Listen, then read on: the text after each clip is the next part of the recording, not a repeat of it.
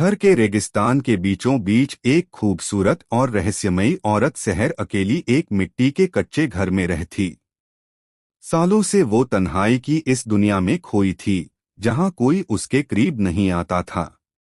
एक शाम जब वो रेत के ऊंचे टीले पर बैठी सूरज घुरूब को निहार रही थी, उसे दूर से कदमों की हल्की सी आहट सुनाई दी। दिल में एक अजीब सी हलचल हुई, जैसे बरसों की खामोशी टूटने वाली हो। वो उठी और झांका। दूर से एक बूढ़ा आदमी, रहीम, रेत पर चलता हुआ उसकी तरफ बढ़ रहा था। उसके हाथ में तेल की एक छोटी सी शीशी थी, जो सूरज की लाल रोशनी में चमक रही थी। शहर के दिल में एक अजीब सी बेचैनी जागी, जैसे कोई पुराना राज जाग उठा हो। वो बेसाख्ता पुकार उठी, सुनो, इधर आओ, मेरे पास आओ। रहीम, जो धीरे धीरे चल रहा था, उसकी आवाज सुनकर ठिठक गया। उसने अपनी चाल तेज की और करीब आया। शहर खुद पर काबू न रख सकी, वो दौड़कर उसके पास पहुंची और उसका बाजू पकड़ लिया। जब वो टीले पर पहुंचा, तो शहर की नजर तेल की शीशी पर पड़ी और उसकी आंखों में एक अजीब सी चमक आ गई। दिल में बेकरारी का तूफान उठा। वो खामोशी से रहीम का हाथ पकड़कर उसे रेगिस्तान के सुनसान टीलों की तरफ ले जाने लगी। रहीम हैरान हुआ और बोला, अरे तुम कौन हो? मुझे कहाँ ले जा रही हो? मेरा हाथ क्यों पकड़ा है? शहर ने कोई जवाब नहीं दिया, बस उसका हाथ और मजबूती से थामे रखा। दोनों एक ऊंचे रेत के टीले पर पहुंचे, जहां परिंदे भी पर नहीं मार सकते थे। वहां रुकते हुए शहर ने धीमी आवाज में कहा, तुम एक मालिश करने वाले हो, है ना? रहीम ने सर हिलाकर हामी भरी, हाँ, मैं वाकई एक मालिश करने वाला हूँ। लेकिन तुम कौन हो? शहर के चेहरे पर खुशी की एक लहर दौड़ गई। वो बोली, तो क्या तुम मेरी कमर पर मालिश कर सकते हो? रहीम घबराकर बोला, तुम्हारा दिमाग तो ठीक है, मैं तो सिर्फ मर्दों की मालिश करता हूँ। तुम तो एक जवान औरत हो। शहर ने झट से अपनी कमर पकड़ ली और जमीन पर बैठते हुए कराहती हुई बोली, यहाँ बहुत दर्द है, बहुत ज्यादा दर्द। रहीम परेशान होकर करीब आया और बोला, कहाँ दर्द है? दिखाओ, शहर ने कहा, यहाँ मेरी कमर में। जरा मालिश कर दो, शायद आराम मिल जाए। रहीम कुछ देर ठिठका, फिर झुककर उसकी कमर पर तेल मलने लगा। शहर ने आंखें बंद कर लीं, जैसे उसके चेहरे पर सुकून उतर आया है। लेकिन उसके दिल में एक छुपा हुआ मकसद उभर रहा था, जो पहला कदम उठा चुका था। इधर चारों तरफ अंधेरा छा गया। रहीम उठा और रेगिस्तान से बाहर जाने लगा। शहर घबराकर बोली, इतनी रात में कहाँ जाओगे? आज की रात यहीं मेरे पास ठहर जाओ। रहीम ने देखा कि रात वाकई गहरी हो चुकी थी। वो रुक गया और शहर की तरफ देखने लगा। शहर की जवानी और खूबसूरती उसे एक पल के लिए खींच लाई। वो बेसाख्ता उसके करीब आया और बोला, ठीक है, आज मैं तुम्हारे पास ठहर जाता हूँ। लेकिन यहाँ सोने की जगह कहाँ है? शहर मुस्कुराई और बोली, जगह मिल जाएगी, बस तुम मेरे साथ रहो। उसने रहीम का हाथ पकड़ा और उसे रेत के टीले की तरफ ले गई, जहां उसका मिट्टी का कच्चा घर था। जब दोनों घर के पास पहुंचे तो रहीम हैरान होकर बोला, ये तो बहुत छोटा घर है, यहाँ तो सिर्फ एक ही आदमी सो सकता है। शहर उसकी आंखों में देखकर बोली, घर छोटा है, लेकिन ये रेगिस्तान बहुत बड़ा है। क्यों न हम दोनों घर के बाहर इस रेत पर सो जाएं? रहीम ने कहा, ठीक है, जैसी तुम्हारी मर्जी। शहर ने फौरन रेत पर एक चटाई बिछाई और कहा, आओ यहाँ बैठो। रहीम चटाई पर बैठ गया। शहर भी उसके करीब बैठ गई। कुछ देर बाद उसकी नजर रहीम के हाथ में पकड़ी तेल की शीशी पर पड़ी। वो मुस्कुराकर बोली, मालिश करने के कितने पैसे लेते हो? रहीम ने सादगी से कहा, जो जितना दे दे वही ले लेता हूँ। शहर ने फिर पूछा, और मुझसे कितना लोगे? रहीम खामोश रहा, कोई जवाब नहीं दिया। शहर ने धीमी आवाज में उसकी आंखों में देखते हुए कहा, तुम क्या क्या मालिश करते हो? रहीम ने कहा, जो जिसकी चाहे वही कर देता हूँ। ये सुनकर शहर के होंठों पर एक रहस्यमयी मुस्कान आई।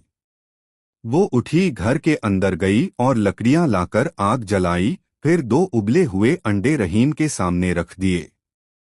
रहीम हैरान होकर बोला, इसकी क्या जरूरत थी? शहर ने नरमी से कहा, यहाँ रात को बहुत सर्दी होती है। ये खाओ, तुम्हें ताकत मिलेगी। रहीम ने सवालिया नजरों से उसे देखा लेकिन खामोश रहा। उसने एक अंडा खाया और बोला, मुझे सर्दी नहीं लगती, ये तुम्हारे लिए है। तुम्हें जरूरत है। शहर मुस्कुराई और बोली, तुम फिक्र न करो, बस खाओ। रहीम ने दूसरा अंडा भी खा लिया। तब तक आसमान पर बादल गहरे हो चुके थे। रहीम चटाई पर लेट गया।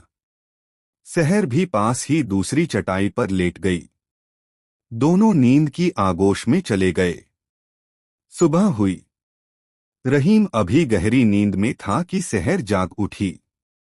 वो चुपके से एक ऊंचे रेत के टीले पर जाकर बैठ गई, जहां उसने अपना बाजू पकड़कर हल्की सी चीख निकाली। हाय, मेरा बाजू! रहीम घबराकर जागा और आवाज सुनते ही दौड़ता हुआ आया। शहर कराहती रही, बोली, मेरे बाजू में आग सी लग रही है। उसकी आवाज में इतना दर्द था कि रहीम के कदम और तेज हो गए। वो उसके पास पहुंचा और घुटनों के बल बैठकर नरमी से पूछा, कहाँ दर्द है? दिखाओ। शहर ने बाजू की तरफ इशारा किया। रहीम ने आहिस्ता से उसके बाजू पर तेल मलना शुरू किया। शहर ने आंखें बंद कर लीं, जैसे उसके स्पर्श से उसे कोई जादुई सुकून मिल रहा हो। रहीम ने कहा, तुम्हारे जिस्म में इतना दर्द क्यों है? लगता है बरसों से किसी ने तुम्हारा ख्याल नहीं रखा। शहर की आवाज ठंडी पड़ गई। वो बोली, कभी किसी ने रखा ही नहीं। लेकिन तुम तो रख सकते हो। रहीम खामोश हो गया। उसकी आंखों में कुछ पल के लिए एक गहरी सोच उभरी। फिर वो धीरे से बोला, हाँ, अगर तुम चाहो तो मैं तुम्हारा ख्याल रख सकता हूँ। अचानक शहर उठी और तेजी से रेत के टीले के पीछे गायब हो गई। रहीम हैरान होकर उसके पीछे भागा। जब वो वहां पहुंचा तो देखा कि शहर एक बड़े पत्थर के पीछे छुप गई थी। रहीम ने इधर उधर देखा और आखिर उसे पत्थर के पीछे पाया। वो बोला, अब यहाँ क्यों बैठ गई हो? शहर ने नरमी से कहा, नीचे बैठ जाओ। रहीम उलझन में था लेकिन बैठ गया। शहर ने नजरें झुकाकर पूछा, बताओ, तुम्हारा इरादा क्या है? रहीम हड़बड़ाकर बोला, मैं। तुम क्या कहना चाहती हो? शहर ने बात मोड़ दी, ये पूछ रही हूँ कि क्या तुम यहीं रहोगे या वापस चले जाओगे? दोनों कुछ देर खामोश बैठे रहे। फिर शहर उठी और बोली, चलो, आज मैं तुम्हें कुछ खास खिलाती हूँ। तुम मेरे पहले मेहमान हो। रहीम चौंककर बोला, क्या चीज? शहर ने शरारत से मुस्कुराकर कहा, चुप रहो, ठहरो। ये जायका सारी जिंदगी याद रखोगे। दोनों घर की तरफ बढ़े। सूरज की किरणें रेत के टीलों पर चमक रही थीं। शहर ने आग जलाई और गोश्त का एक छोटा टुकड़ा निकाला। रहीम हैरान होकर बोला, ये कहाँ से आया? शहर ने पलटकर कहा, तुम्हारे आने से पहले भी कोई आया था। रहीम के माथे पर बल पड़ गए। बहुत धीमी आवाज में बोला, फिर वो कहाँ गया? शहर ने मुस्कुराकर कहा, चला गया, नीचे रेत की वादी में, बहुत नीचे। रहीम खामोश हो गया। कुछ देर बाद खाना तैयार हुआ। दोनों ने बैठकर खाया। शाम ढल रही थी और रेगिस्तान में ठंडी हवा चलने लगी। शहर ने रहीम का हाथ पकड़ा और उसे रेत के ऊंचे टीले पर ले गई। ऊपर पहुंचकर वो नीचे बैठ गए। शहर ने सर पकड़कर कहा, आज तुम मेरे लिए कुछ करोगे? रहीम ने नरमी से पूछा, बोलो, क्या चाहती हो? शहर कराहती हुई बोली, मेरे सर में बहुत दर्द है, जरा मालिश कर दो। रहीम ने देर तक सोचा, फिर कहा, अगर इससे तुम्हें सुकून मिलता है तो मैं तुम्हारे हर दर्द को कम करने की कोशिश करूंगा। उसने शहर के सर की मालिश शुरू की। कुछ देर बाद दोनों घर के पास लौट आए। शहर ने लकड़ियां इकट्ठी की और आग जलाई। दोनों आग के करीब बैठ गए। सहर ने रहीम की आंखों में देखते हुए कहा, क्या तुम अकेले हो? तुम्हारी बीवी नहीं है? रहीम कुछ कहने ही वाला था कि सहर ने कहा, परेशान न हो, दिल छोटा न करो। मैं हूं न तुम्हारे लिए। रहीम मुस्कुराकर बोला, शायद तुम्हें अंदाजा ही नहीं कि तुम मेरे लिए क्या हो। सहर खामोश रही, फिर अचानक बोली, चलो तुम्हें एक नई जगह दिखाती हूं। दोनों रेत के टीलों के पार गए। एक पतली सी पगडंडी के पीछे पेड़ों के बीच एक पुराना चश्मा बह रहा था। रहीम हैरान होकर बोला, ये जगह तुमने पहले क्यों नहीं दिखाई? सहर ने धीमी आवाज में कहा, क्योंकि ये जगह सिर्फ उनके लिए है जो अपने अंदर बहने की हिम्मत रखते हैं। रहीम बोला, आज तुम कुछ बदली बदली लग रही हो। सहर ने पलटकर कहा, और क्या तुम हर दिन वैसे ही रहते हो? मैं रोज नया बनने की कोशिश करती हूँ, मगर अंदर वही हूँ जो कभी थी। रहीम ने नरमी से पूछा, ये सब तुम कैसे सहती हो? सहर ने मध्यम लहजे में कहा, सहती नहीं, शायद इंतजार करती हूँ। रहीम बोला, किसका इंतजार? सहर ने हल्की सी कंपकंपी के साथ कहा, तुम्हारी खामोशी के टूटने का। उसकी आंखों में नमी भर आई। अगले दिन सहर फिर सुबह चुपके से उठी और रेत के टीले पर उस घोल घेरे में जाकर बैठ गई। वहां प्रार्थना करने लगी, मैं अपने गुनाहों से तौबा करती हूँ। रहीम वहां पहुंचा और उसकी सारी बातें सुन ली। पहले एक औरत में देखी थी। सहर चौंक कर बोली, किसमें? रहीम ने धीरे से कहा, एक औरत थी, खूबसूरत, जिद्दी, मगर दिल की बहुत नरम। वो इसी तरह देखती थी जैसे तुम। सहर ने नजरें छुपाना चाही, मगर रहीम की निगाहों से बच न सकी। वो आसमान की तरफ देखते हुए बोला, मुझे मालूम है तुम कुछ छुपा रही हो, मगर मैं इंतजार कर सकता हूँ जब तक तुम खुद सब कहने को तैयार न हो। वो धीरे से बोली, हाँ। वो चली गई और मैं बरसों उसके लौट आने का इंतजार करता रहा। सहर की आंखें भर आईं। वो कांपते हाथों से बोली, अगर वो औरत वापस आ जाए? रहीम ने धीरे से कहा, मैं उससे कुछ न पूछूंगा, बस चाहूंगा कि वो मेरे साथ खुश रहे। सहर ने कांपती आवाज में कहा, अगर वो औरत मैं हूं? रहीम सुन रह गया। फिजा ठहर गई। सहर ने हिम्मत करके उसकी तरफ देखा और बोली, मैं वही औरत हूं जिसने बरसों पहले तुम्हें छोड़ दिया था। रहीम की आंखों में नमी ठहर आई। बहुत धीमी आवाज में बोला, तुम मेरी सहर हो? सहर ने गर्दन हिलाकर हाँ कहा और आहिस्ता से बोली, मैं तुम्हारी बीवी हूँ, वही जिसने तुम्हें तन्हा छोड़ दिया था। फिजा साकित हो गई। रेगिस्तान जैसे कोई राज बयान कर रहा हो। सहर ने सर झुकाकर कहा, मुझे डर था कि तुम मुझे माफ न करोगे। रहीम ने आगे बढ़कर उसके कांपते हाथ थाम लिए। सहर के आंसू बहने लगे। वो बोली, मैं बस हमेशा खूबसूरत रहना चाहती थी। इसी ख्वाहिश ने सब कुछ छीन लिया। रहीम ने कहा, क्या हुआ था? सब कुछ बता दो, आज दिल हल्का कर लो। सहर ने गहरी सांस ली और अपनी कहानी सुनाने लगी। उस दिन जब मैंने तुम्हें छोड़ा, मैं अकेली निकल पड़ी।